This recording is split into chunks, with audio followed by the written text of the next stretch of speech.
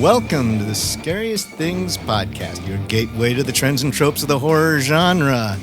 This is episode 85. And of course, now at the end of the decade, we gotta do Best of the Teens. And we've got a really special treat with you because in addition to the regular hosts, me, Eric Lee, and Mike Campbell. And Liz Williams. We have the remainder, or I shouldn't say the remainder. I think that would be putting too much of a slight on this. But we have the full Scariest Things crew, and direct from ports far from where we are in Seoul and Tokyo, respectively. We're literally all in port cities, if you think about that. Yeah, that is that's true. Oh my God! Oh yeah, not that big a stretch, Yeah. but it's True. there's the connective tissue. Yes. In addition to a love of horror movies, and I think first I'd like to introduce Robert Zillbauer, one of my oldest and dearest friends, who also happens to be one of our author contributors. Robert, why don't you go ahead and give us a little bit of a spiel about your How cool place. I am? Yeah. And what your relationship to horror movies are.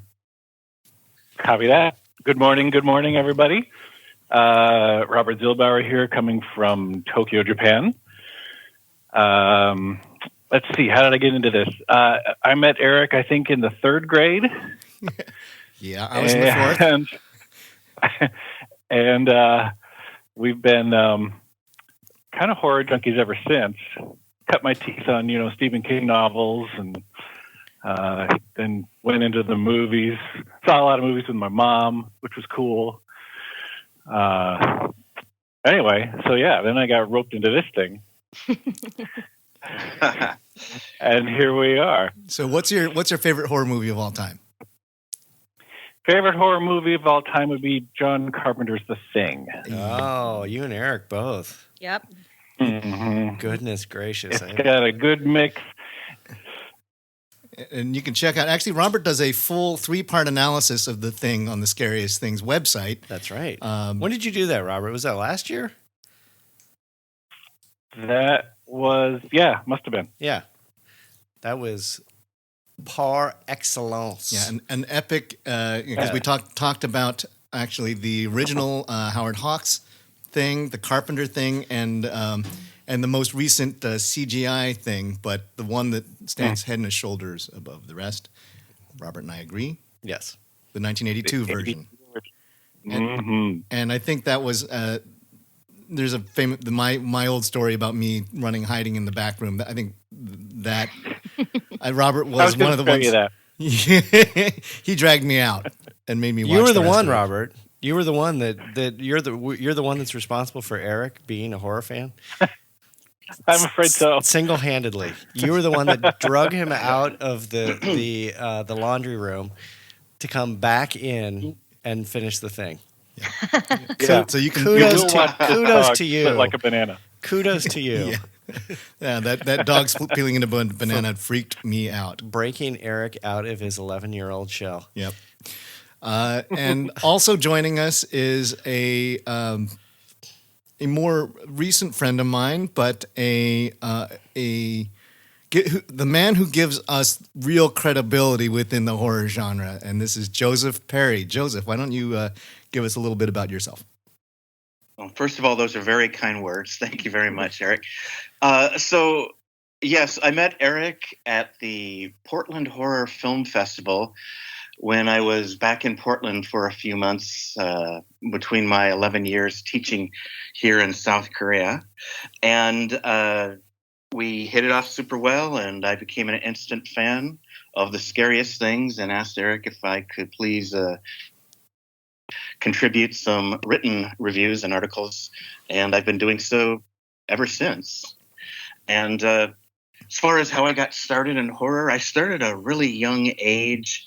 I would say definitely kindergarten, if not preschool, seeing favorites like The Creature from the Black Lagoon and Godzilla versus the Thing on TV and on the Bob Wilkins Creature Feature show in Northern California. Yeah, me too. That was my creature feature was also Bob Wilkins, Channel 2. Nice. Ah, great. Or was it Channel? Was But it you Channel had 44? It was maybe Channel 44. I mean, Yeah, you had the. Was it UHF? Yeah. It was UHF. Yeah. All You had right. the That's the best. You had the Nice. San Francisco, Oakland version, Eric, and I had the Sacramento area version. Ah, okay. So- Yeah. Yeah. And let's see, what else? Oh, yeah. And then I think the first, if people are going to argue, oh, well, those two that you mentioned aren't really horror, Man-Eater of Hydra, I saw at too young of an age, which would have been probably my first full-on scarier horror movie. But I wrote my first movie review in 7th grade for the movie. This is for the school newspaper, and it was for Grizzly. Oh, I saw it and just William had to write. William Grider. Girdler. Girdler. Yes, Yes. yes. Oh my And- God. That's the best. Well, that was, a beloved ripoff of what I would consider probably my all-time favorite horror movie, although that could change every week. And this is Jaws that I'm talking about, Yes. which I saw for 14 out of its 15 weekends from opening weekend. Wow. I skipped one Saturday to see Clash of the Titans instead. Nice. All Yeah. right. So, And to wrap up, I just want to say that you had asked me earlier what were my subgenres for go-to subgenres. As you'll find out from my list today, monster movies, followed closely by art house, horror, and horror comedies. and Joseph, where else can we find your writings? Okay, well, besides the Scariest Things, I also write for gruesomemagazine.com, ghastlygrinning.com, diaboliquemagazine.com, and horrorfuel.com. And if you still love the printed pages like I do, Phantom of the Movies Videoscope Quarterly Magazine, videoscopemag.com, and Drive-In Asylum at etsy.com/shop/groovydoom. And finally, I'm also one of the hosts of the Gruesome Magazine's Decades of Horror, the Classic Era podcast, and the When It Was Cool pop culture nostalgia podcast on uphillbothways.com. So Thank there we you go. for listening. So, Joseph, you don't actually have a job, though, right? or a lot of free. Yeah, and Joseph brings us all has more contacts within the film festival community than anybody out there. It's and thanks to him, we get access to a lot of screeners. So Indeed. thank Indeed. you so much. But Thank we you, Joseph. My pleasure. You know, Yes, my pleasure. we skipped over Robert though. We didn't cover Robert's favorite subgenre of horror, Oh, there we go. and I feel Oh, I like forgot about that. like we're not being completist here. Robert, you're on. Okay. I would say my favorites are similar to Joseph's, actually. Creature features for sure. I also have a soft spot for foreign horror films and horror films that have a good story to them, like they have their own mythology, or it's kind of a supernatural, or they make up some urban legend or something like that. Excellent. All right. So you're big into Puppet Master. Yeah. All right, so let's get this best of the decade rolling. And the way that we're going to handle this, folks, is that we are going to go year by year and around the proverbial international table. And we're going to list what we think is the best movie of that year, along with one sleeper pick that we'd like you to notice if you might be surfing on the interwebs looking for. So this is really a top 20 It's kind of a top 20, but per person. So this is really we got a top 100 going it's so potentially. So this is going to be Potentially a top 100. True. another speed round type of thing. We're not going to elaborate a whole lot about the actual plots or the. Should we pipe up if we overlap with somebody else. Yeah, I think there's almost certainly going to be in the best category some overlap. Okay. So I think that as we start hitting some of these, let's get to the end of the year, and then we can sort of commiserate if we share some I like it. familiarity. Okay? I like it. So the way we're going to do is we're going to start with Liz Williams. Liz, what do you have for 2010? Your best movie? Okay, 2010, I picked Paranormal Activity 2, which I think is the best of that franchise, even though I stopped really watching after 3 because it was all downhill from there. It's directed by Todd Williams. And for my sleeper, I think we've mentioned it once or twice before, but it's Troll Hunter. Nice. Directed by Andre Overdahl. Yeah. Who just did Scariest Stories to Tell in the Dark. Yeah. And Troll Hunter is one of my favorites. It's more kind of like dark fantasy than horror, but I'm lumping it in and picking it as one of my best of 2010. I love it. I believe Mike put that on his favorite for Shaky Cam. Yes, I did. No, you did. Maybe. I know that you've listed it at least once. You did. Someone did. You did. Yeah, all right. Someone picked it. Yeah, it's a good call. I approve. So then, All right, I am passing it now over to Japan to Robert. All right. 2010 for me was a good year for Scandinavian movies. I have to say my best of 2010 was Troll Hunter. Nice. okay. Mm-hmm. It started my bromance with Andre Overdahl, and I just love it. That's a great movie. My sleeper, even though everybody probably knows what it is and knows about it, it's Rare Exports, A Christmas Tale. Oh, we just talked about that. It's great. Very, very timely. I love that movie. Very I watch timely. it every single year. Yep, a new Christmas tradition. Exactly. And I will pass the torch to Joseph in Seoul. Okay. For 2010, my best film, I chose Black Swan from Darren Aronofsky. And for my sleeper, I have Kimbok Nam Sarin Saganwi Junmal, which translates to the whole story of the Kimbok Nam murder case. But you all probably know it as the South Korean film Bedeviled. Oh, yeah. New to me. I'm a hard sell on Korean horror. And this one passes the test, though. And just very quickly, it stars So Young-hee as a woman who lives on an island in Korea. And Ji Sung-won has her childhood friend who moved to Seoul and became a city lady. And Haewon, the city person, goes back to the island to visit, and all manner of horrific things happen. So once again, that's Bedeviled, and I really highly recommend that. And I'm sure it's on some streaming platforms. I know it was released on DVD in the States a while back, too. All right. Oh, me. I'm going back. Oh, I'm sorry. I'm sending it to Mike now. Oh, yes. Thank you, Joseph.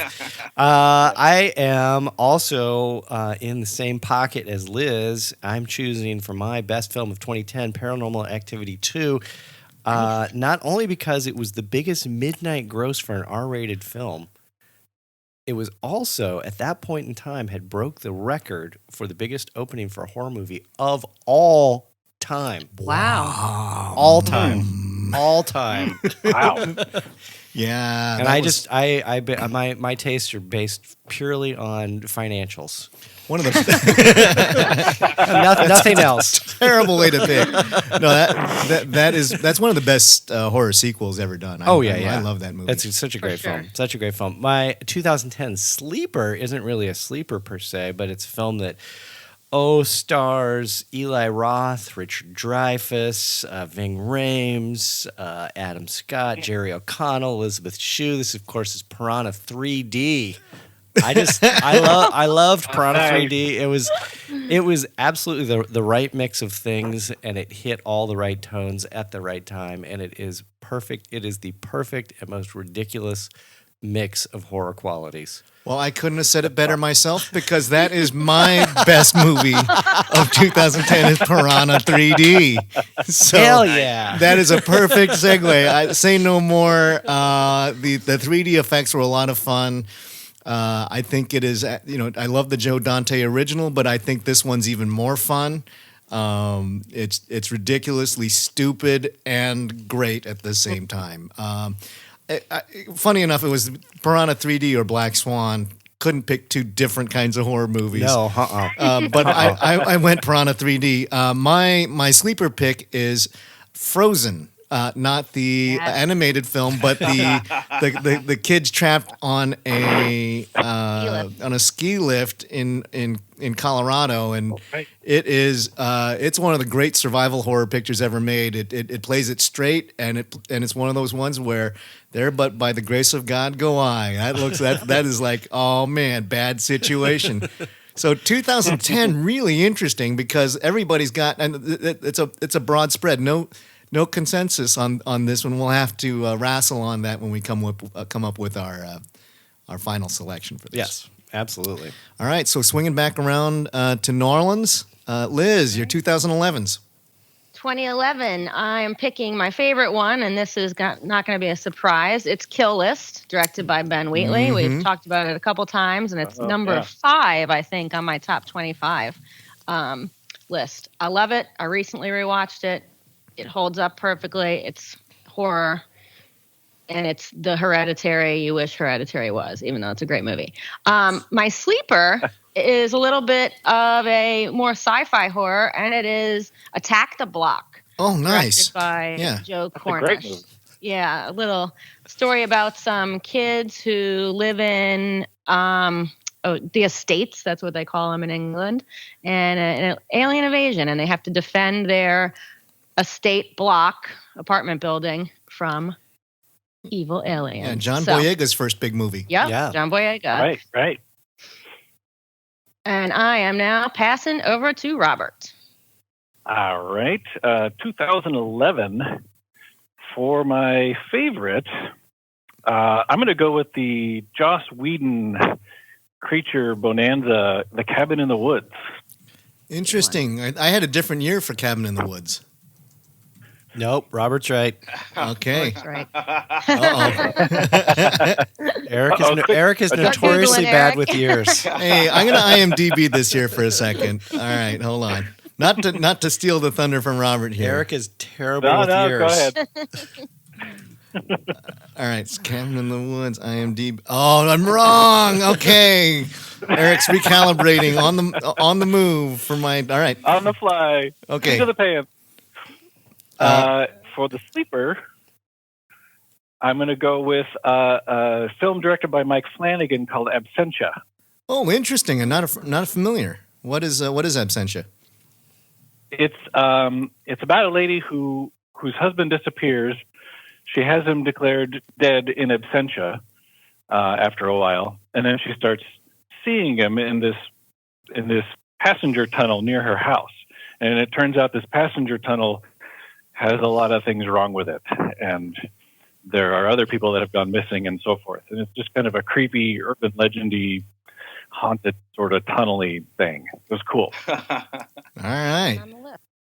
Yeah, Mike Flanagan is interesting. We've talked a bunch about him in the last couple podcasts for a variety of reasons, but yeah, he is the ultimate like hit miss guy. Mm-hmm. Like Right. one film is great, the next film terrible. Yeah, I've got another Flanagan movie showing up on my best of the decade. I know he's got one of your favorites. I don't know what's going to show up, but we'll see how it plays out. We will see. Where are we going next? Oh. Right. I'm sending it back to South Korea, to Joseph. Okay, thank you. Well, for 2011, I'm in solidarity with Liz on Kill List for my best film of that year. And my sleeper is a Spanish film, monster movie comedy, Game of Werewolves by director Juan Martinez Marino.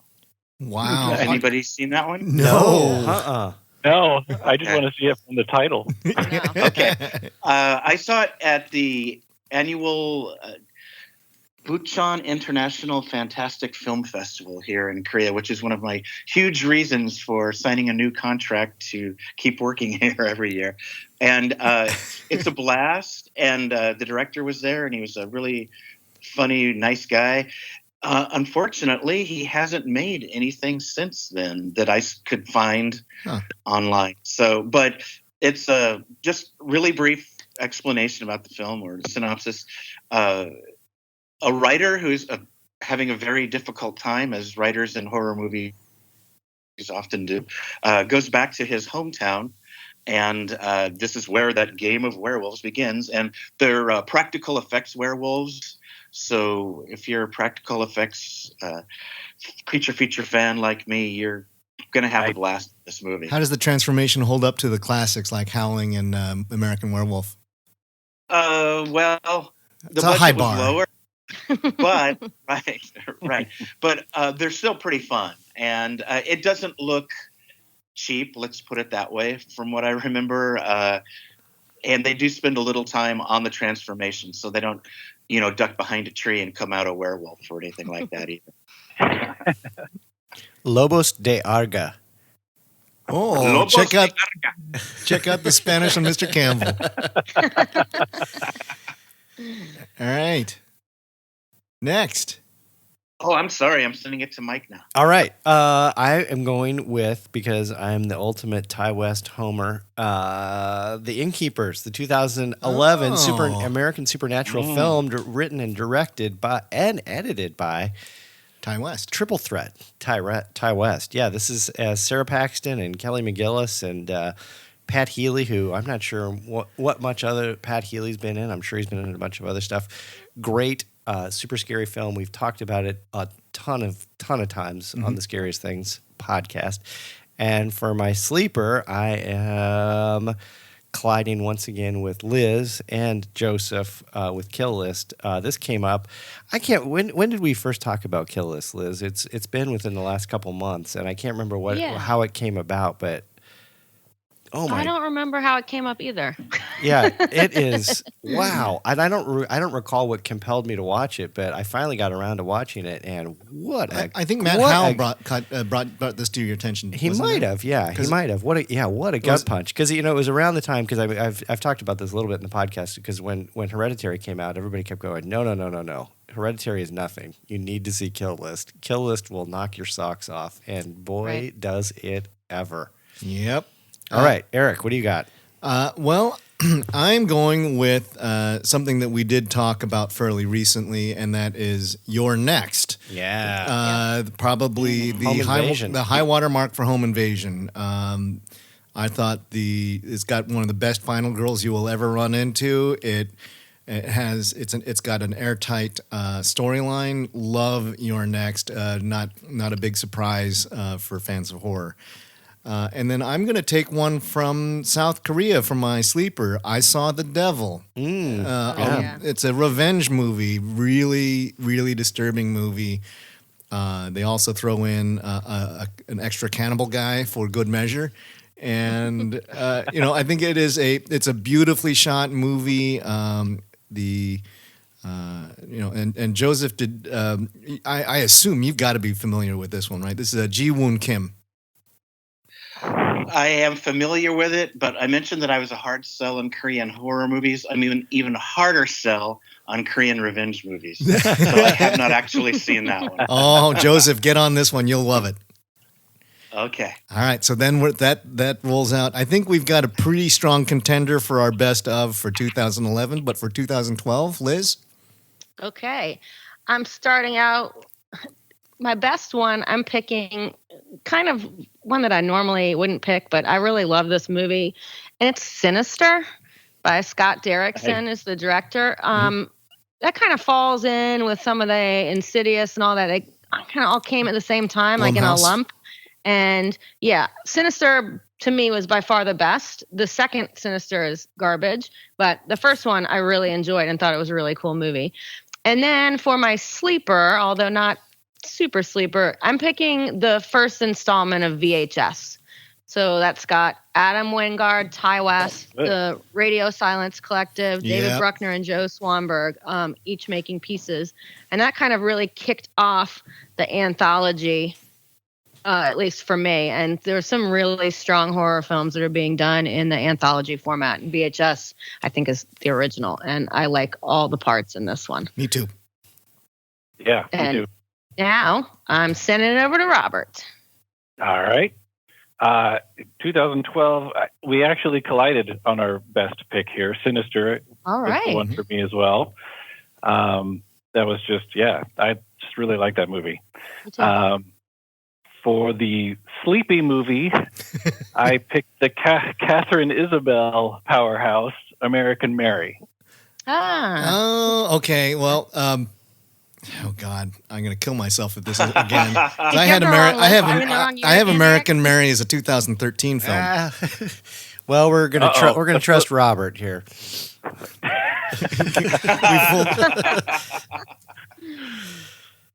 Oh my Lord! Which I seem to be because like Wiki says one thing and IMDb says something else. Now. Maybe that's the problem. Yeah, Eric's doing his research through Hotmail. Right. Damn it, Jeeves. Angel fire. All right. Well, needless to say, American Mary shows up on my list, but not on this timeline. That's okay. We still love you. All right. Alternate timeline. American Mary. Hold on, let me check this because this. Well, the thing is, with a lot of the films that we're talking about, they hit the festival circuit for 6 months to a year, and then they get released to a wider audience.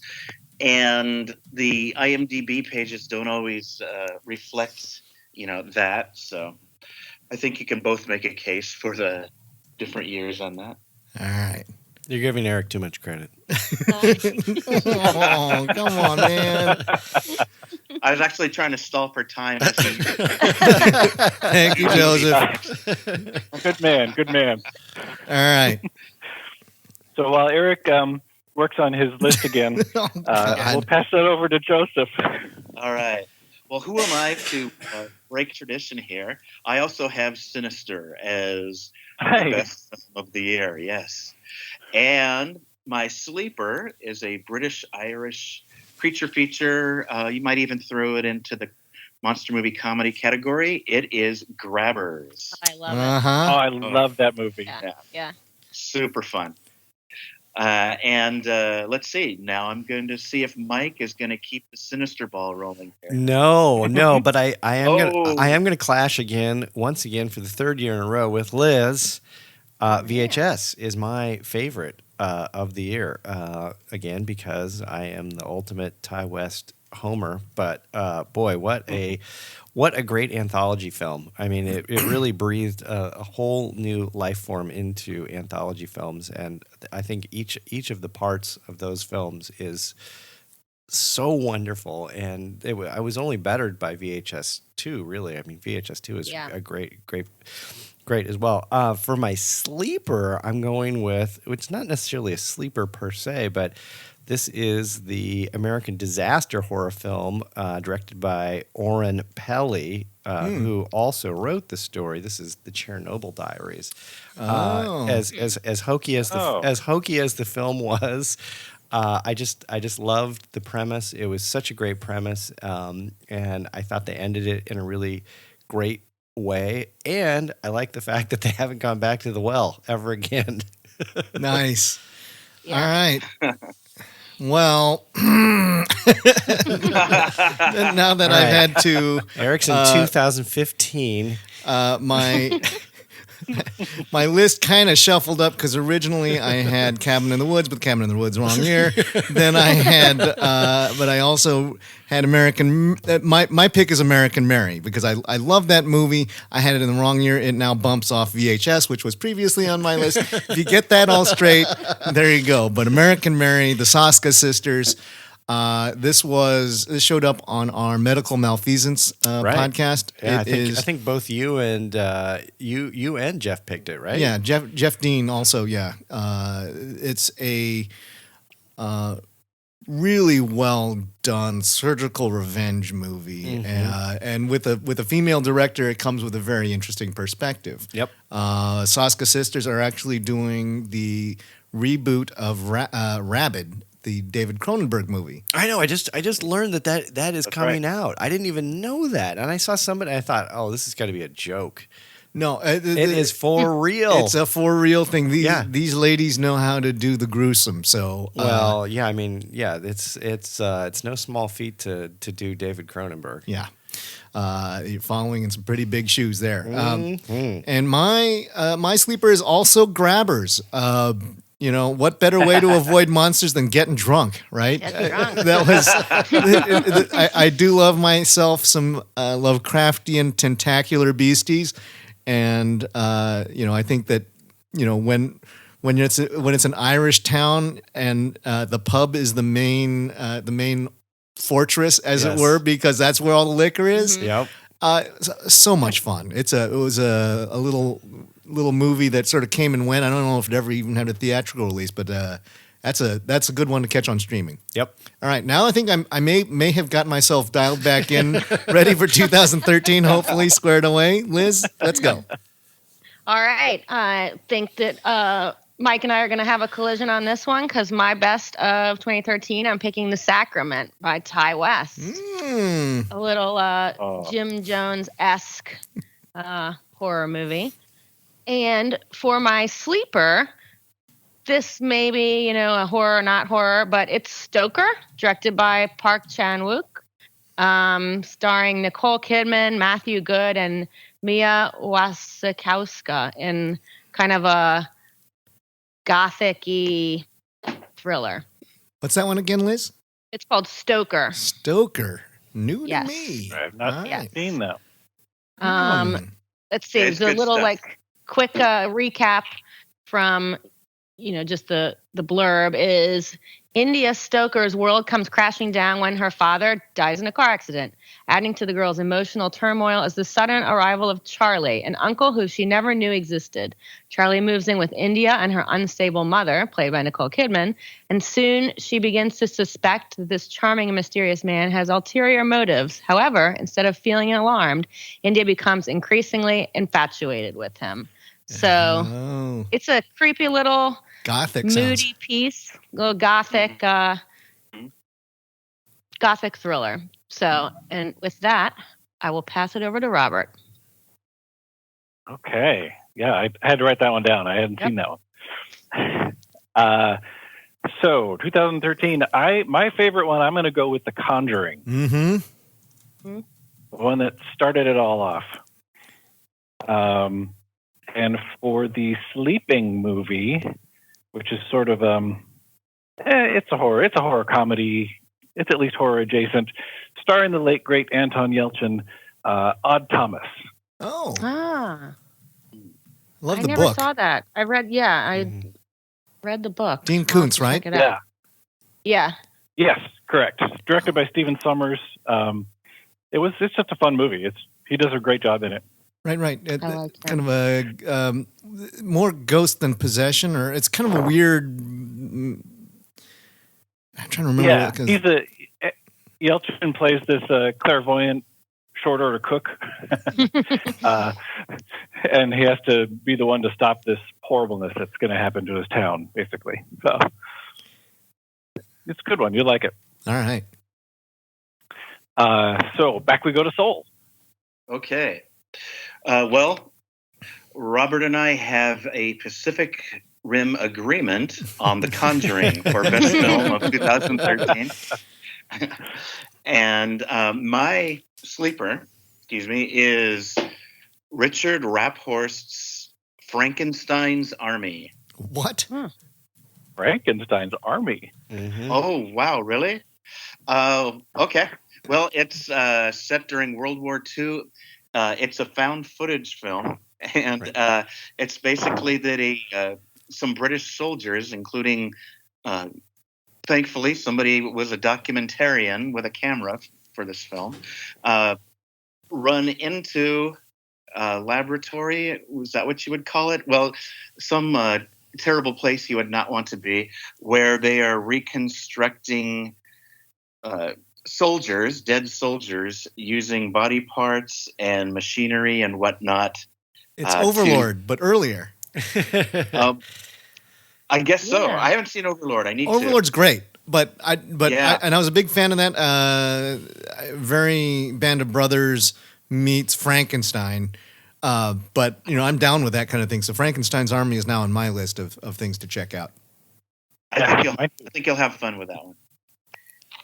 Okay, so let's see what Mike has for us. Yes. I for the fourth year in a row, I'm going to agree with Liz. Although this was my The Sacrament was actually my sleeper. And again, I don't know if I mentioned, but I am kind of a homer for Ty West.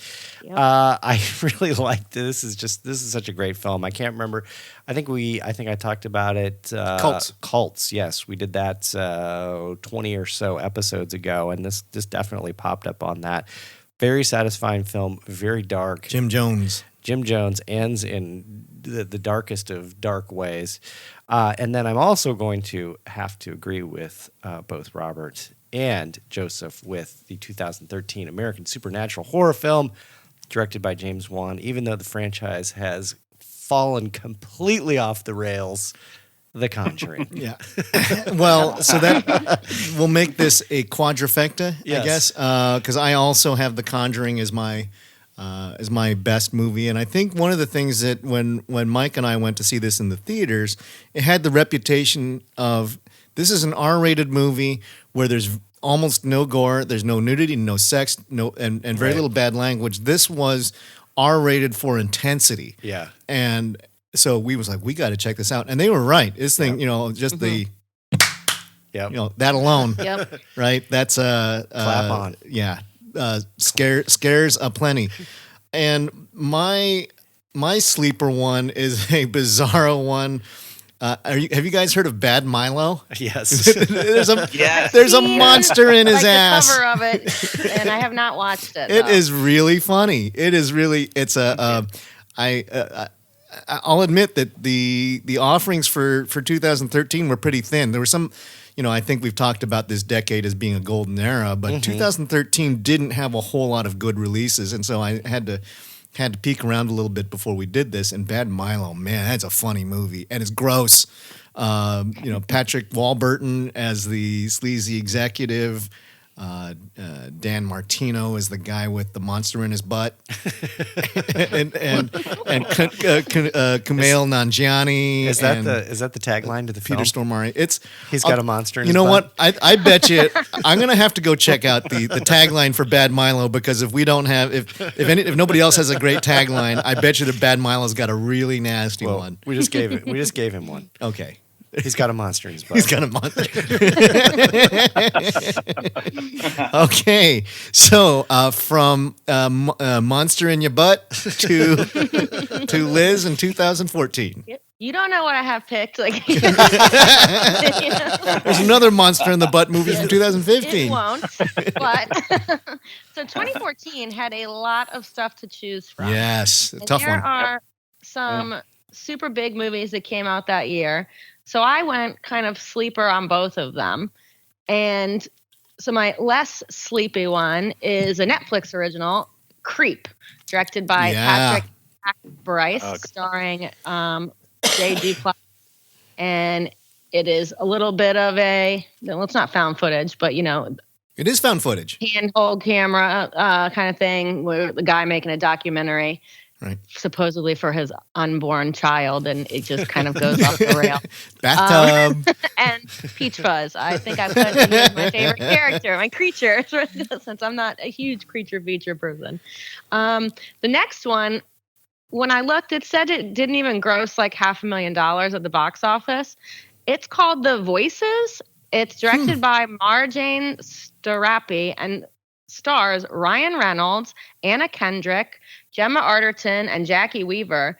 And Ryan Reynolds plays a mentally unhinged factory worker who must decide whether to listen to his talking cat and become a killer or follow his dog's advice and keep striving for normalcy. Dogs are good. A very weird little horror comedy, and I recommend it. Satrapy. I think she did Persepolis. I think the animated movie. I think she's an Iranian woman. I am clicking. You are correct. She actually wrote the book. Yes. Graphic Wow. novel. Okay. That's Wow. cool. That's cool. All right. Okay. The Iranian poster for Voices is hysterical. Oh, I'm gonna have to look Well, that we will post that online because it is funny. Okay.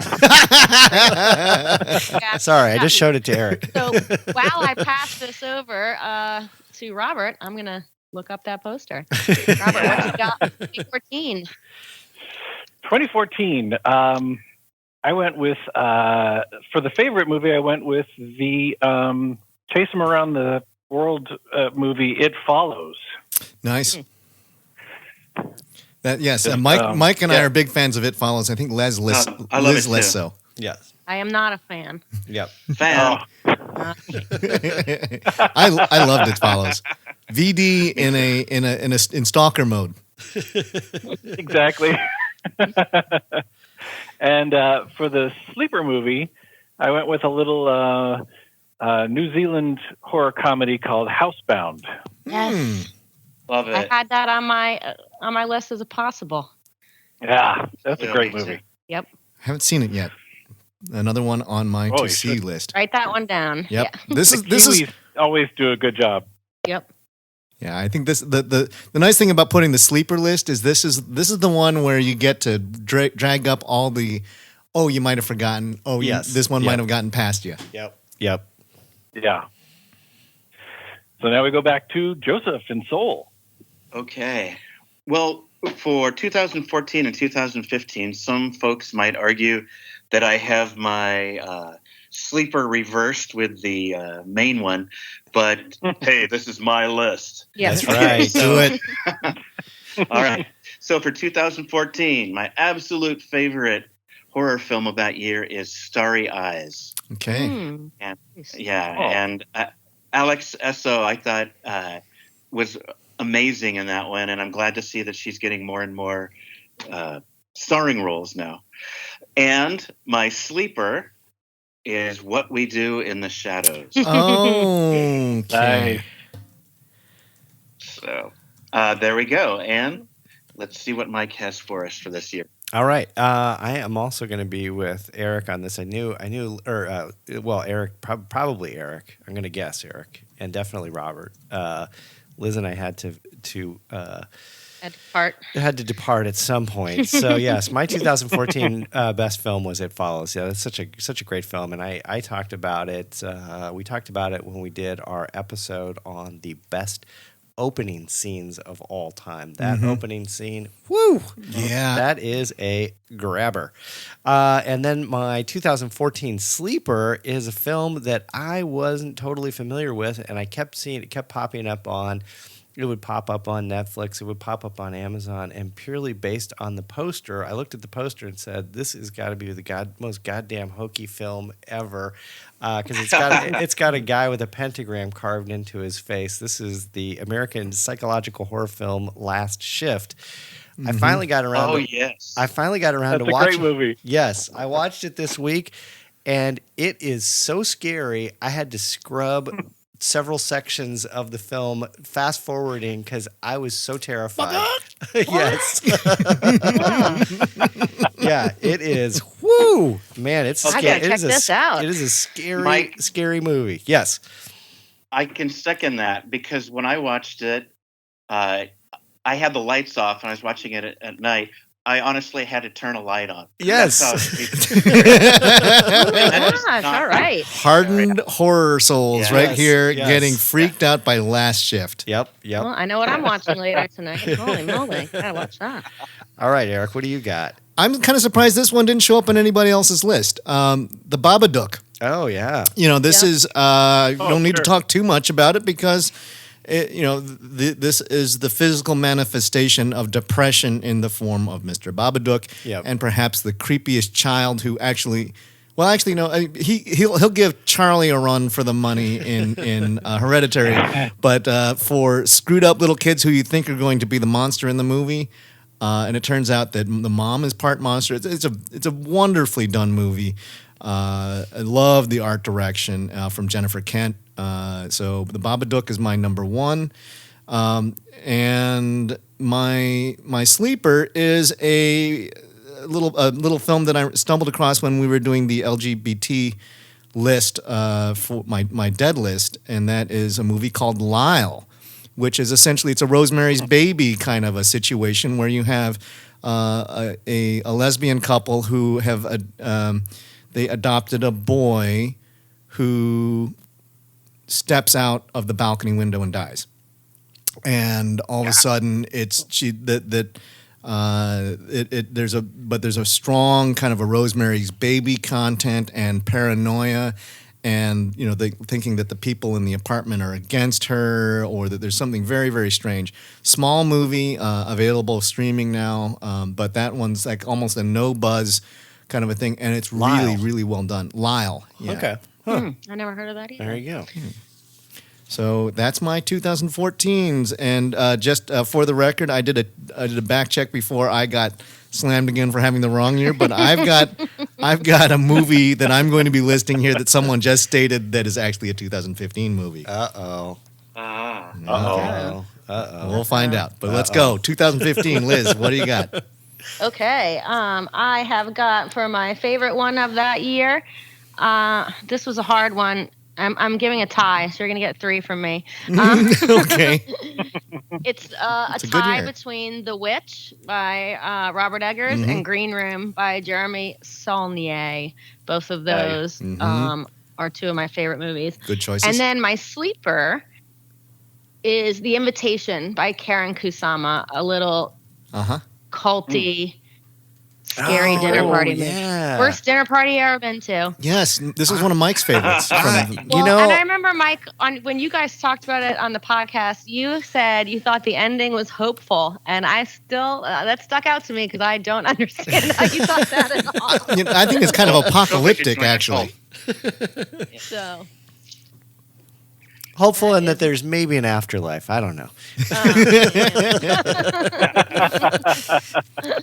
On that note, I'm passing it over to Robert. Okay. Well, 2015, for my favorite, I went with another Kiwi movie. This one's the Kiwi heavy metal splatterfest we like to call Deathgasm. Yeah. Oh. Great. That was on the our Best horror comedies. Best horror comedies. Horror Yep. comedies. Liz. The last It's episode. great. Yep. I love that one. For the sleeper, I went with a movie from Jason's neck of the woods. Joseph's. Sorry, Joseph. And okay. I've been called worse. It is The Piper. Huh. Oh, yeah. This is the one you just recently reviewed on the scariestthings.com website. Exactly. Yes. That was was very a, interesting. Much like, kind of like a Willard, like with the rats and all. But, Yeah. Mm-hmm. Man, there was a gut punch at the end. You're just like, oh, those poor guys. So, Poor guys or poor rats? well, I think the rats did pretty well, actually. So now I will go to my Ring of Fire brother, Joseph. Okay. See what he's got. All right. Well, for my favorite 2015 film, I have David Lynch's Blue Velvet. Eric, can you get a year check on that film? Actually, that's not true, but I did call an audible thanks to Robert. Wow. I'm going to place Deathgasm as my favorite of the year. I had blanked out on that when I was doing my research, but thank you for reminding me. It's absolutely my favorite one from 2015. So now I have a tie for sleepers. But my original favorite before being shocked back into remembering Deathgasm was Hellions from Bruce McDonald. Oh yeah. Anybody? Yeah. Okay. I haven't. What? Give us an explanation. Okay. It's a Canadian film about a young woman who stays at home while her mother and younger brother go out trick-or-treating. And the titular creepies who are kids dressed, well, let me just say they look like kids dressed in the old-fashioned Halloween costumes back before you could buy them at Woolworths or whatnot. The Burlap sacks. Yeah, there you go. They come to basically terrify the heck out of her and the audience. And there's a controversial red filter on a lot of the film that a lot of people don't like, but I absolutely love. So a cool little kind of demonic, creepy creature feature type thing. And then my other sleeper now will be The Devil's Candy. Oh, Nice. yeah. Yeah. Which is probably more popular than Hellions. But anyway, there we go. 2015. And we've had a really diverse 2015 so far. Yep. Yeah. So much good stuff that year. So, Mike, what do you have for us? All right, Liz and I are back in sync again. You reminded me of The Invitation. I didn't have that on my list, but I'm readjusting my list on the fly because that is we can do that. That is such a great film. I love that, and it was. I guess it's more of a sleeper, but I'm putting it at the top of my list because I really, really love that one. For my second film, I'm going to call this my sleeper. This was the American found footage horror film directed by M. Night Shyamalan. This was The Visit. I love The Visit. Yes. And the funny thing about the funny thing about The Visit was apparently M. Night Shyamalan he could not decide whether or not to make it a comedy or just this super super dark, intense film, and he kept getting torn back and forth between the two. And so that's the end result of what you got is his sort of indecisive filmmaking. The Sham Hammer. Yeah, the Sham Hammer. Great film. It is a wonderful film. The kids are legitimate actors in the film, and the grandparents, quote unquote, are also very good and incredibly creepy. Yeah, Shyamalan has a knack with working with kids. Ask Haley Joel Osment. Yep, he does. He does indeed. So, All right, Eric, what do you got? Well, so just to double check, Yes. What We Do in the Shadows is a 2015 film. Uh-oh. So that's according to IMDb, and that is one of my 5-star picks. It is one of my top 5 horror movies of all time. So it's got to be there. So What We Do in the Shadows. So we're not trusting Joseph. Eric, I can't help it trusting if you Eric. saw it 6 months after me. you got the screener of it early. I think I have a review published in 2014, but anyway, I'm not going to argue that. I think we both love the movie. It is Exactly. It is hysterically funny. It has led to a hysterically funny show on. It's not sci-fi. FX. FX. Yeah. Folks, go check it out. It's a different cast, but the same writers, Taika Waititi and Jermaine Clement. It's Spinal Tap with vampires. So good. Love And What We Do it in the was Shadows. made in 2014, released in the U.S. in 2015. Okay, so we're both right. We'll both claim Thank that. you. Yeah. And my sleeper film is an Irish film about evil fae spirits and child nabbing called The Hallow, which Yes. it's a very I think Yeah. visually dark, creepy movie. I thought there's something about these Irish movies always feel cold and wet, and this one is no different. Because it's true. Yeah, but this is like if we're talking about fairy tale horror, those little critters from the Hallow will make you think different about forest sprites. They're evil. 2016, moving back to New Orleans, Liz. All right. 2016, my number one pick is Don't Breathe, directed by Fede Alvarez. And my sleeper is a film called A Dark Song, directed by Liam Gavin. Yes. Great movie. Little, Fantastic. little demonic ritual movie. It's the slowest of the slow burns. The slowest of the slow burns, so it is an absolute sleeper. If you can tolerate a slow burn, it is worth the watch. It is like a summoning that feels like it's actually a real summoning, and the consequences of it. It's wonderful, powerful, and it's available to stream on Netflix. So if you have Netflix, Ari Aster needs to take cue that up. Ari Aster needs to take note. Yeah, this is how it's done. And with that, I'll pass it over to Robert. All right. For this year, I went with my the focus of my bromance again, Andre Overdahl, and the Autopsy of Jane Doe. Yes. Oh yes, love that movie. Yeah, just two people basically in the whole movie, and it's just the creepiest thing.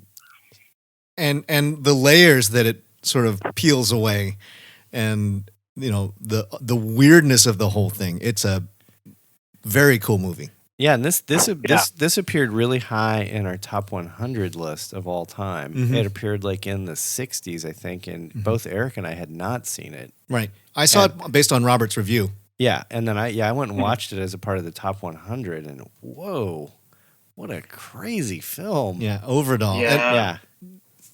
Yeah. For the sleeper movie, I went with The Girl with All the Gifts. Another good one. This was a great year. This was hard to pick. It was. This is a tough one. So yes, it was a good year for these things. Let's see what Joseph has to give us. Okay, I'm in total agreement. 2016 was a great year. And let's get art housey with mine. I champion both of the films. I'm going to mention so much in the past, and I hope they find some new viewers here because of our podcast today. Number one, my absolute favorite film. Actually, these are really a tie for number one, but my absolute favorite films, and I'm going to list the first one as the favorite by a slight edge, is director Anna Biller's The Love Witch. Okay.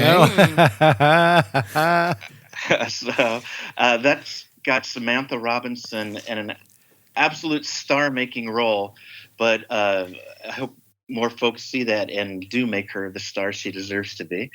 And really quickly, for those who haven't seen it, it's just this beautiful-looking film with gorgeous decor, with a very 1960s American occult horror film and Euro horror film feel. And I'll just leave it at that. I hope that tantalizes people enough. But it looks like it could have been made during that era with just a few modern trappings in it. Okay. Yeah.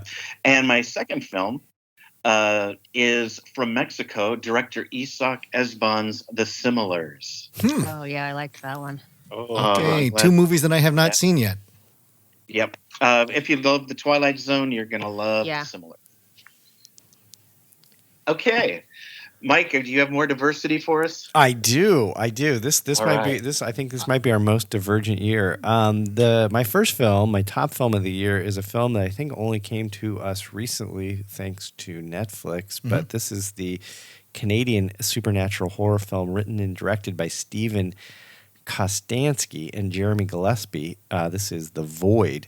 Oh yeah, man! When I first saw the trailer for this, it blew my socks off. And gross, fabulously gross. It does gets a little long in the tooth. I will warn folks. It does get a little long in the tooth at the end, and I think it gets a little meanderish. But wow, the first 3/4 of that film are unimpeachable. I think it is one of the closest feels that I've run into to The Thing. You know, Oh, they- yeah, you for know, sure. And I think they certainly tapped into a lot of those elements of the paranoia and the claustrophobia, Yeah. and of course the body horror is old school Yeah. 80s Well, and I think splatter. it explored H.P. Lovecraft maybe more than like The Thing. Yep. Yeah, it touched on more of those elements. Because it was cosmic Yeah. rather than science Yeah. fiction. Right. Yeah.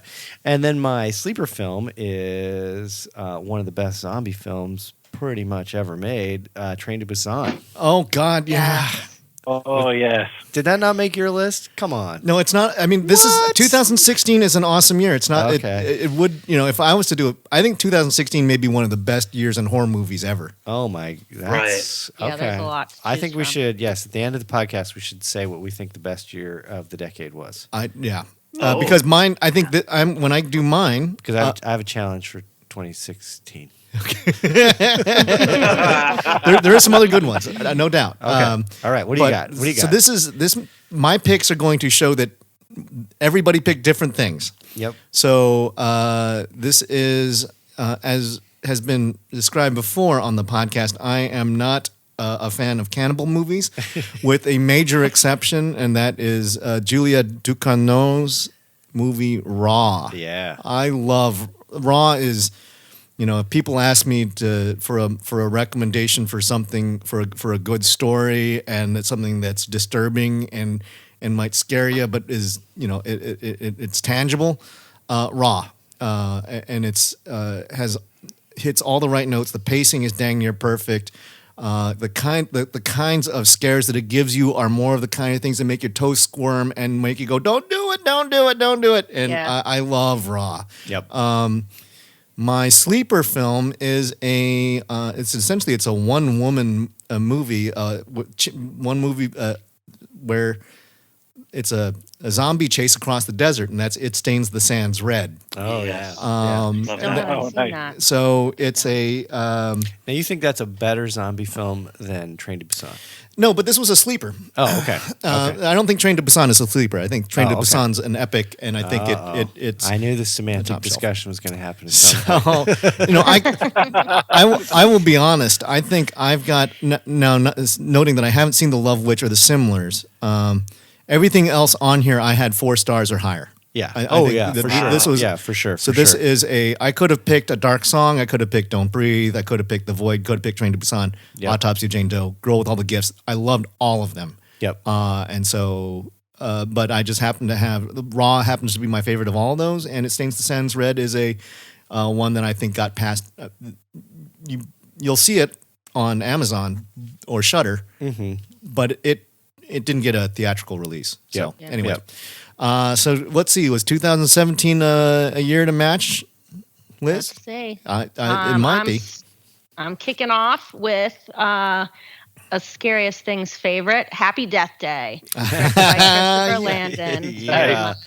My favorite of 2017. I recently watched part 2, and while not up to par with the first one, it still was better than most sequels out there and try to do something creative.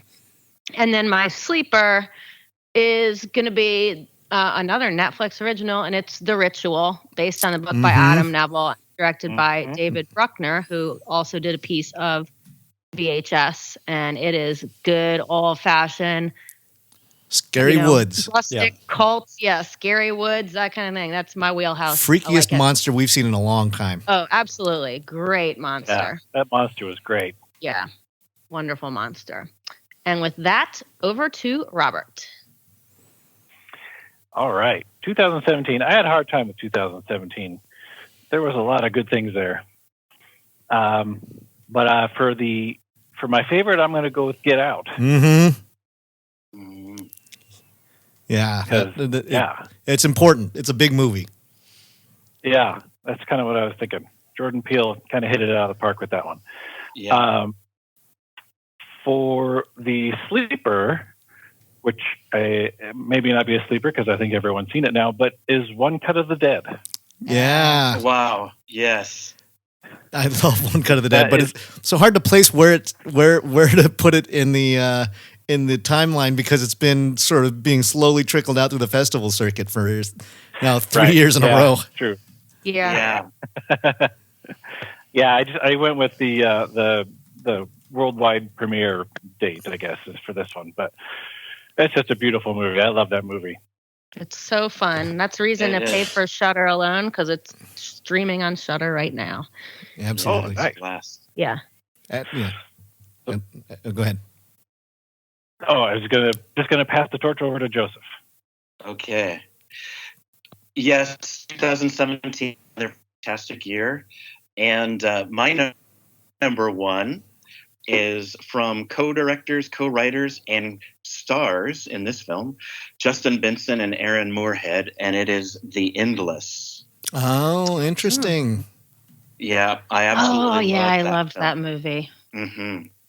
And I think I have a real sleeper here, which I hope you all either have seen or will see, and it's a British film from director William Oldroyd, and it's called Lady Macbeth.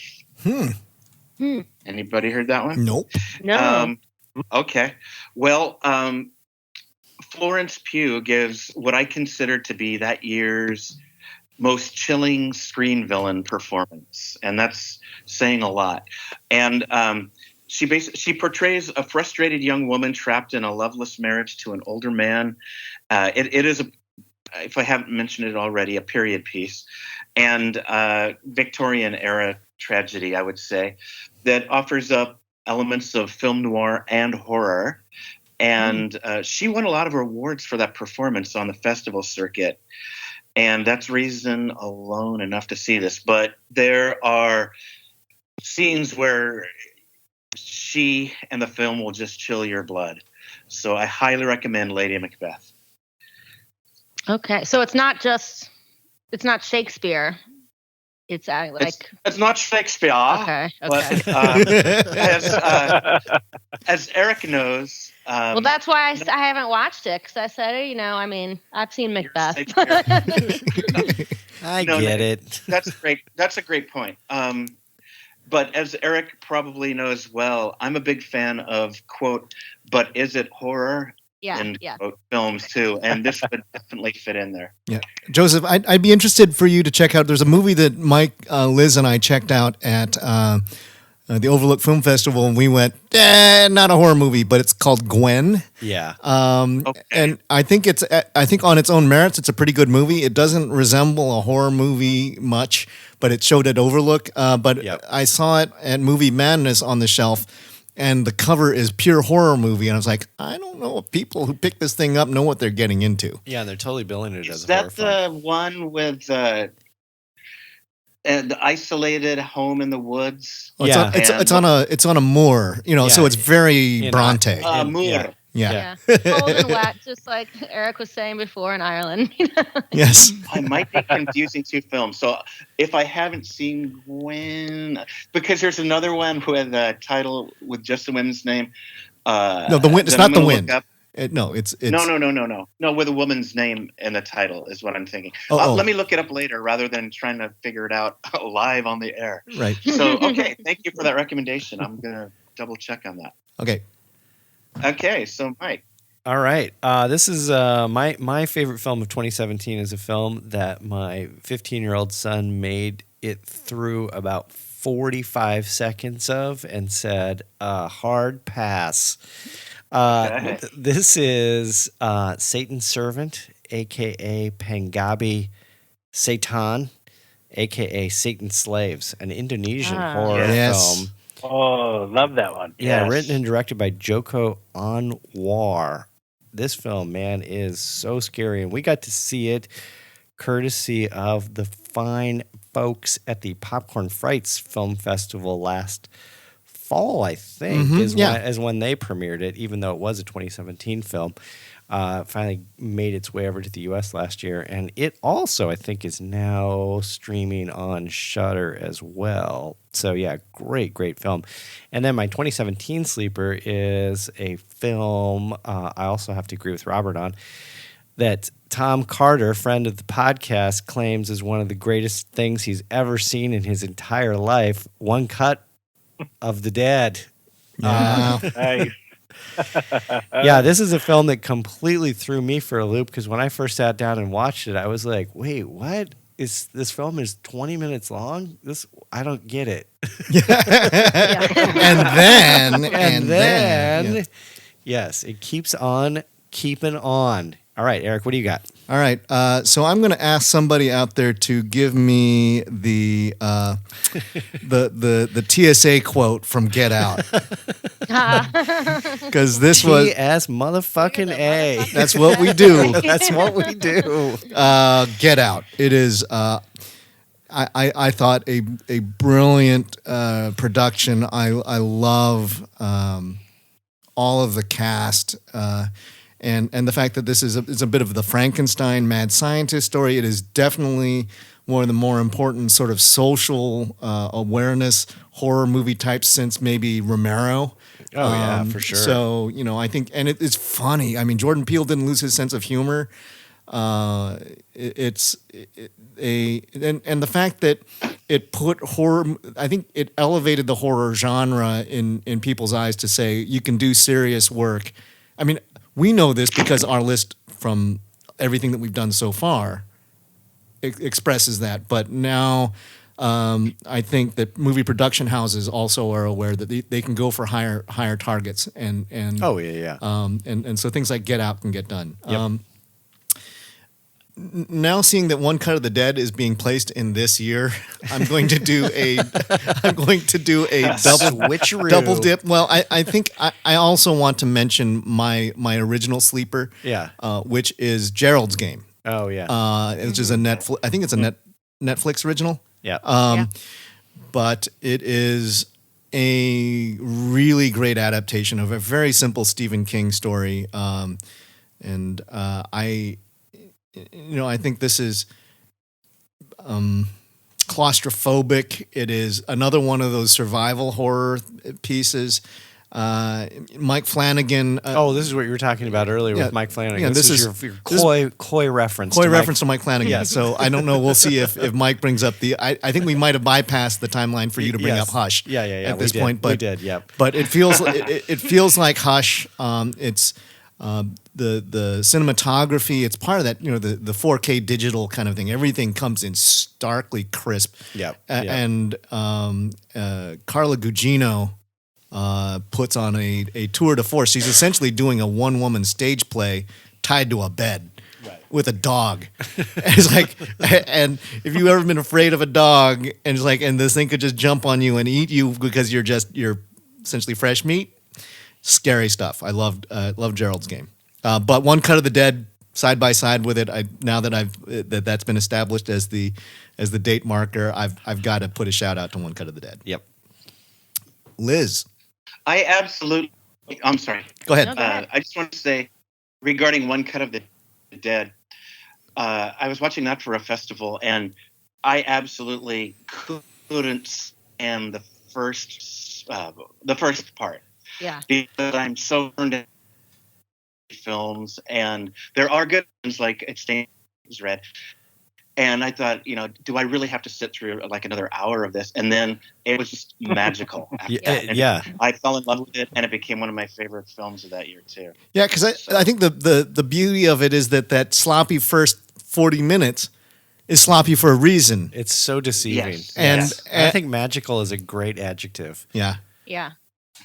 Mm-hmm. All right, back to the top. All right. Yep. We're at 2018. Yep. Getting to the end here. So 2018, the one I picked as the best, even though I rag on it, and Today to Kill Us is a better version of it, is Hereditary. Mm-hmm. I mean, can't deny how great the movie is.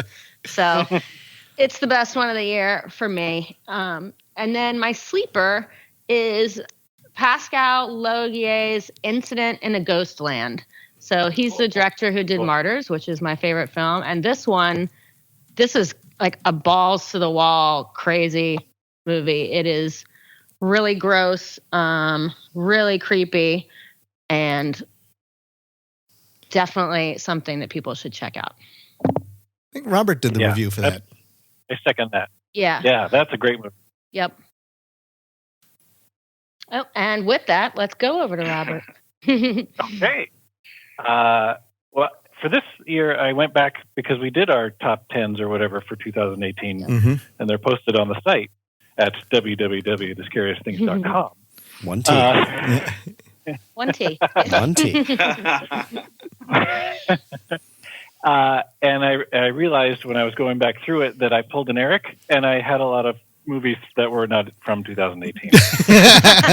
Wait, what are you saying? So I revised it a little, and so now my favorite of 2018 is the Indian mythology film Tumbad. Oh yeah, yeah. That's a great one. Yeah, that was a fun one. And it now is actually kind of sort of available. It's straight up available on Shudder. Okay. Yeah, I think because for a while it was like up down, up down. Yeah, it was available in Europe but not in America, and then Yeah. they pulled it off, and it was it was so frustrating. I think it's probably the only great horror movie out of India, which is shocking considering how many movies they make. That places like Indonesia just do laps around India relative to the quality of the horror productions. But Tumbad is one where it's about Indian lore, and it's powerful in that way. Mm-hmm. So, this is it was I think it premiered at the first Indian film to premiere at the Venice Film Festival, which is prestigious. And so, folks, if you want to check out Indian horror, Tumbad. Yeah, that was a good one. For my sleeper, despite the cringe-worthy computer graphics in it, so just close your eyes during that part. But it stars Mr. Hobo with a Shotgun, Rutger Hauer. It's the Sonata. Ah, yes. Oh, yeah. Which was actually a festival circuit thing for this year, but it was released last year. Mm-hmm. Is that what the story is, Robert? I think that's true. Yeah. I think it premiered in London in 2018, and then didn't actually make it anywhere else until later. Right. And if you, but yeah, that was. Oh, go ahead. I was going to say, if you want to know more about this, I think Robert, you got a chance to interview some fairly significant people involved with this film, right? Yeah, like everybody. Yeah. It was the lead actress, the producer, and the director we all have interviews on the site from them. It's a beautiful movie. Yeah, and apart from the CG, Robert's right. I think that the last 15 minutes, it's like you could have suggest more than show. I just did that. Yeah. So anyway, on to Joseph. Okay. Well, I agree with Liz regarding Hereditary. However, I've never ragged on it. I absolutely love that film. And my sleeper is Thoroughbreds, directed by Corey Finley, with Olivia Cooke and Anya Taylor-Joy and Anton Yelchin. It's really super fun, bloody, and gory, too. Nice. Yelchin did a lot of horror movies. He did Green Room too, didn't he? Yeah. Right. Mm-hmm. Yeah, he did Green Room. Oh, late great young kid. Oh well. Yeah. Yes. Okay, Mike. I am going right to the top of the horror mountain with the American slasher film directed by David Gordon Green, Halloween. I was convinced in 2018 when I saw the trailer, I said, hell no, this is going to be terrible. But then when Eric and we went and saw it together. Mm-hmm. Yeah, we went and saw it together, and man, the first 10, 15 minutes of that film are so riveting. Yeah. It's strangely so. Strangely so. I love the courtyard scene. The courtyard scene and the bathroom scene. I'm still shocked at how riveting those were. And I was none too pleased that they were able to keep this great horror icon alive in a real and loving way that was not, hackneyed and false. Did you take Ernie to this at some point? No, we went and saw. We did go see the original Halloween with PJ Souls, and my sleeper, which I think I'm gonna go out on a limb and say this is the film I've talked about the most unilaterally on this podcast. I have a feeling is Unsane, the American psychological horror film directed by Steven Soderbergh. This film. Love this film. Claire Foy, Joshua Leonard, and Jay Farrow, formerly of Saturday Night Live. Wonderful, wonderful film. Super interesting. Great take. Great American director, Steven Soderbergh. Shot on an iPhone. Shot on an iPhone 7. I love the pictures of him on the big camera rig, and all it is just this little camera. Right. And so it's him zooming in. I think it's like Soderbergh showing off. Oh, yeah, for sure. For sure. All right, Eric, what do you got? Well, got to be Hereditary. This is a movie that really holds a lot of significance to the website. I think it got a lot of early buzz. Oh, my gosh. It was something that also significant because this is where I met Liz. Right. Sitting side by side at the La Petite Theater in New Orleans for the Overlook Film Festival. We saw the second ever screening for it. I think it was at Sundance, and then it came to Overlook. Blew the doors off. It multiple holy shit moments. And this was a director we had no idea who this guy was. Yep. He's proved to be an auteur right out of the gate. Scary. I mean, legit scary. Grip the armrest kind of a movie. It ain't for everybody. Certainly, and I think it got so much buzz that some people go, "Oh yeah, scare me!" Right, and that kind of a challenge. And for some people, that means I want to see butchery. This was psychological horror, and not now just having recently seen Midsummer, you can see that what Ari Aster does is he looks at relationship dynamics and pulls them apart. Right.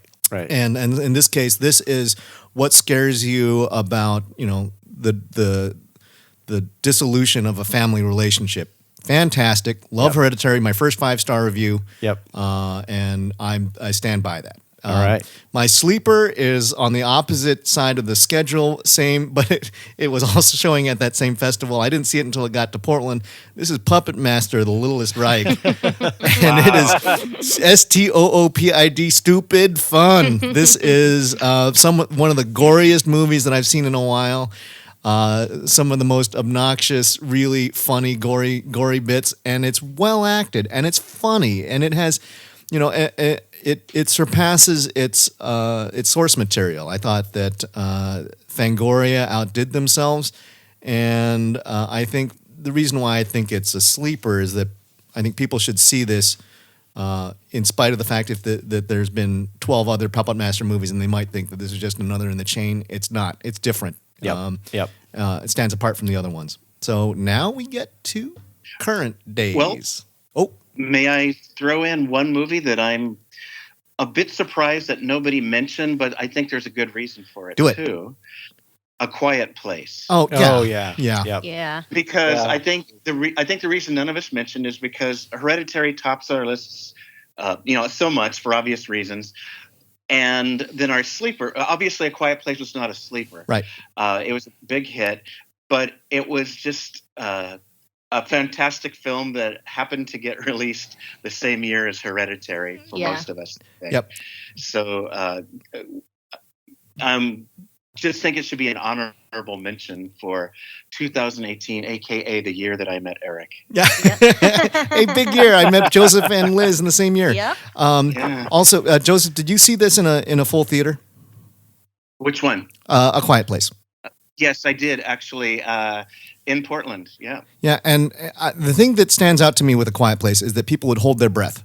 That it was that people would stop eating popcorn. They would just be because as if what they were doing was going to affect what was happening on screen. It was, and when the jumps hit you when they show the nail and everybody goes, "Ugh!" It's like without actually anything happening to the nail, they just show it and you know what that means. Or oh my God, she's pregnant. The kind of the groan from the audience. I mean, that's like some of the best foreshadowing of any horror movie that I've seen. So, absolutely. Right, exactly. Very Hitchcockian for that nail. Yes. And I saw it in two different cinemas in Portland, and I'm so glad that both audiences were really respectful. And I did want to mention what you said, which was the popcorn munching stopped almost immediately Yeah. in the whole thing. So that was a lot of people had cold popcorn at the end of that movie. And a mostly full bucket. Yep. All right, Okay. to the top, Liz. We are in 2019 now, and Slight spoilers here this- because we're going. well, and this is Maybe. a tough one because I have 4. But I'm not going to say 4, but I'm just saying I have 4 things that I could choose from. So, Yeah, you know what, Liz? I don't want to interrupt you, but I think this was the hardest year for me to pull apart. Mhm. Was to pick. 2019. Yep. Yeah. So Yeah. I'm not. There's one that we keep talking about. We all agree on. I'm not gonna say extraordinary. It's just gonna sit up there and like not get mentioned. It was the best.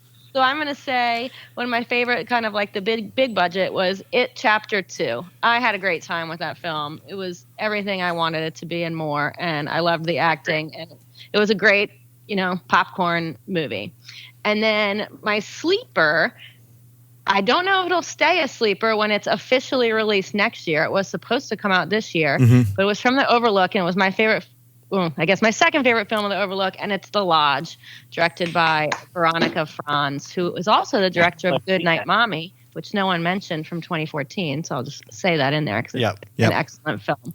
But man, I have been thinking about The Lodge ever since we saw it. I cannot wait for it to come out. It's going to be released, I believe, in March now. It got pushed. Okay. I think it was supposed to come out around Thanksgiving, but got pushed. And I cannot wait to see it again. It's kind of like the Hereditary of this year for me, but even darker, if you can think of even darker than Hereditary. It is bleak.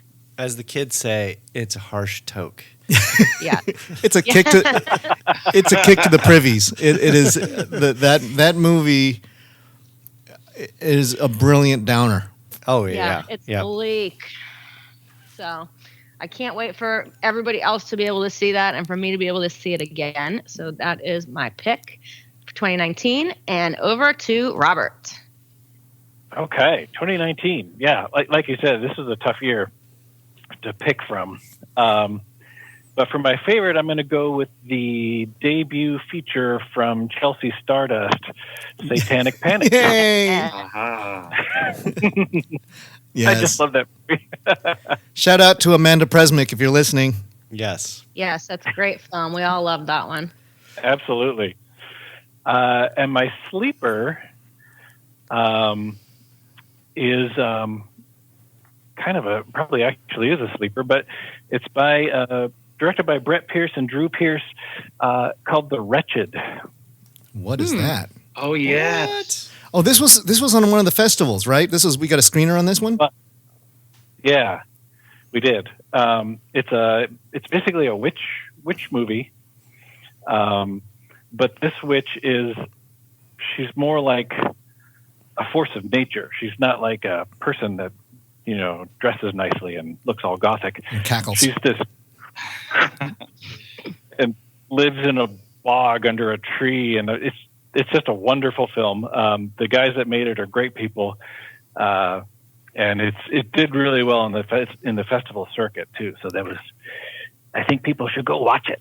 Was that Fantasia? Was that the festival it played at? Oh gosh, I have to look it up. Right. Yeah, I'll check on that. As we go to Joseph. Okay, and I'm going to keep it going as 2019 for a great year, another year full of diversity.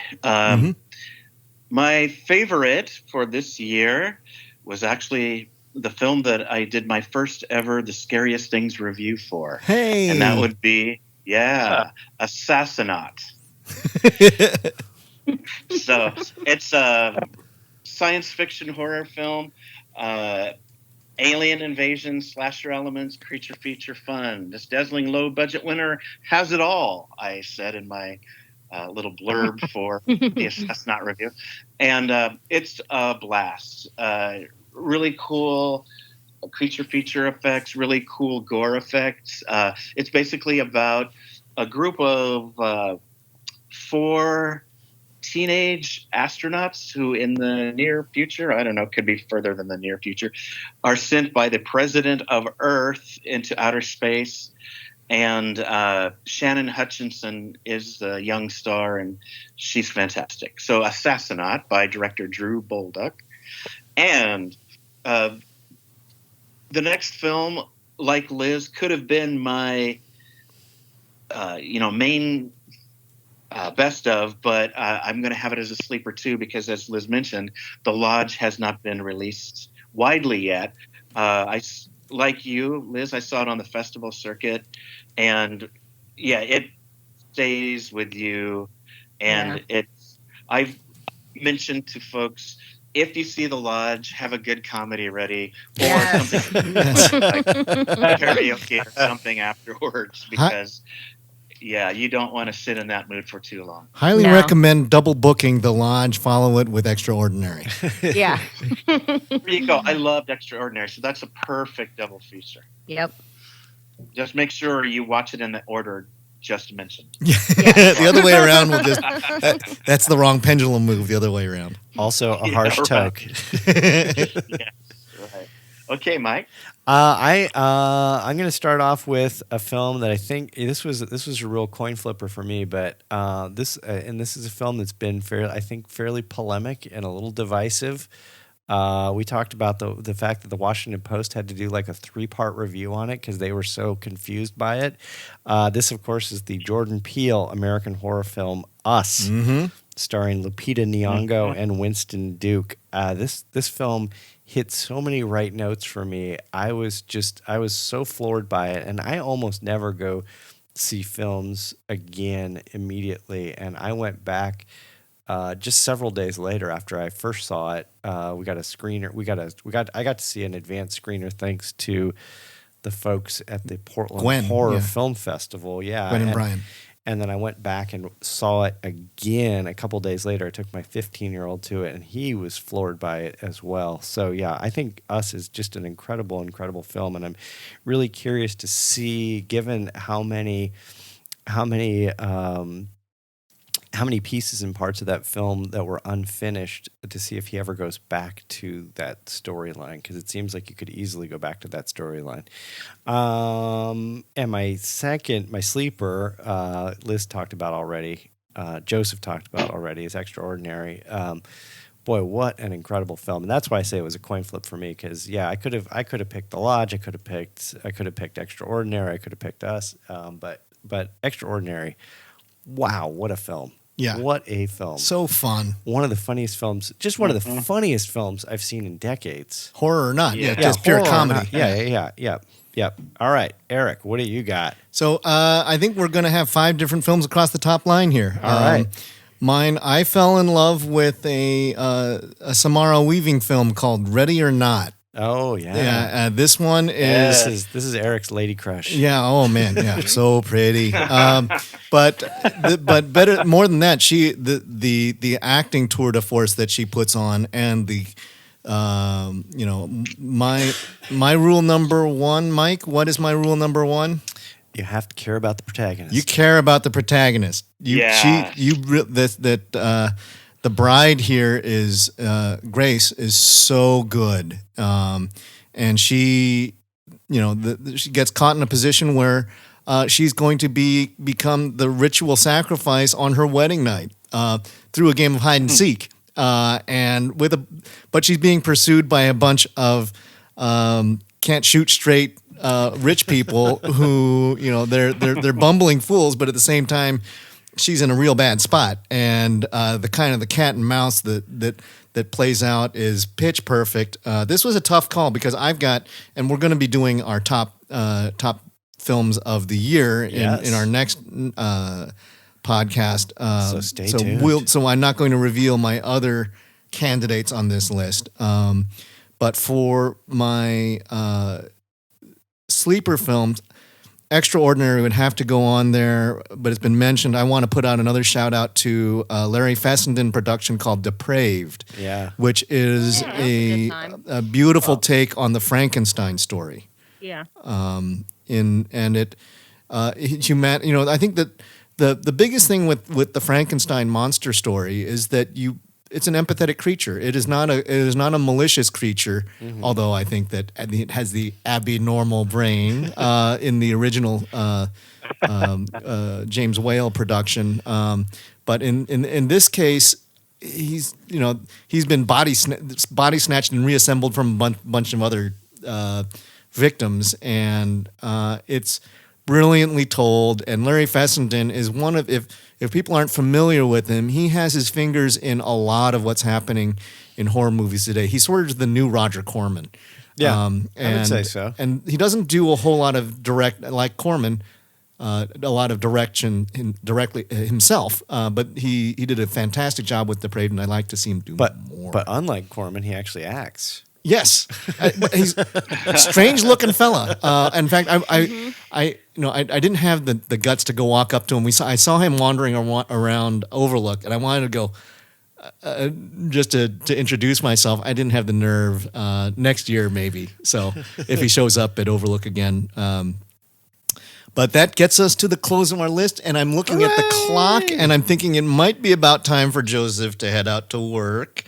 So, Unfortunately, it is. Yeah, so I think rather than actually summarize this monster list, I will let everybody know that I will be posting this along with the podcast itself for everybody to see. I think we can probably do. But before we go, yeah, best year of the decade. Yes, that's what I was going to say. Liz, go. Best year of the decade. Best year of the decade. 2011. All right.